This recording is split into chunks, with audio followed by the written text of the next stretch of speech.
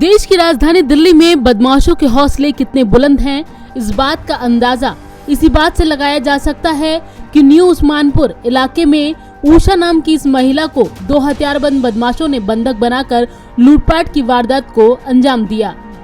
दरअसल महिला सरकारी कर्मचारी है और अपने घर में अकेले ही रहती है। हमेशा की तरह महिला घर पर अकेले थी और अचानक से 2 बदमाशों ने गेट सही करने के बहाने उषा से गेट खुलवाया। पहले तो बदमाशों ने गन पॉइंट पर महिला से चाय बनवा के पी और फिर उसके बाद हाथ पैर बांधकर पूरा घर खंगाला। अलमारी के लॉकर का ताला तोड़कर 5 लाख रुपए कैश और ज्वेलरी समेट ली, जिसके बाद बाहर से कुंडी लगाकर दोनों बदमाश फरार हो गए।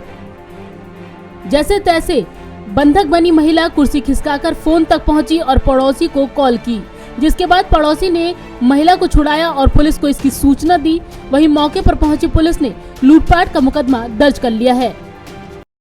नाम बताइए अपना। मेरा नाम उषा है। उषा जी, क्या हुआ था आपके साथ, थोड़ा डिटेल में बताइए।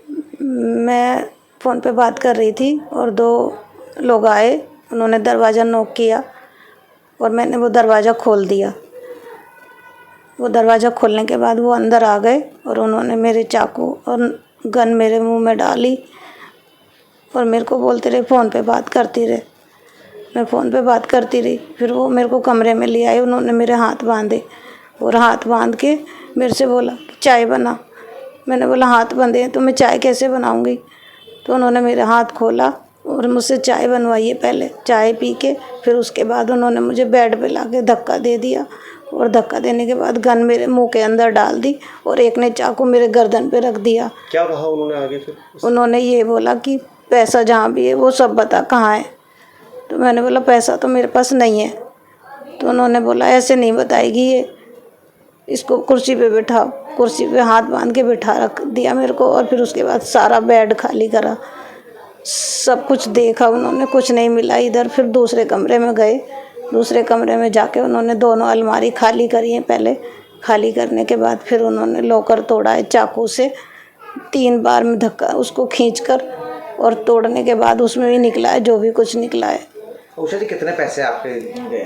5 लाख रुपए थे और 3 सोने के एयरिंग थे और 3 पाजेब थी चांदी की और 3-4 सिक्के थे चांदी के। क्या करते हैं ये बता दीजिए। मैं सरकारी नौकरी करती हूँ, जीटीबी हॉस्पिटल में ओटी असिस्टेंट की पोस्ट पर हूँ। सर्जरी ओटी में मेरी ड्यूटी है। क्या चाहते हैं आप? पुलिस से क्या गुहार आपने लगाई है? क्या चाहते हैं? मैं ये चाहती हूँ कि उन लड़कों को जल्द से जल्द पकड़ा जाए और मेरी पहचान कराई जाए कि वो मिल गए हैं और उसके बाद उनको सज़ा मिली जाए, उनको ज़्यादा से ज़्यादा सज़ा मिले। बहुत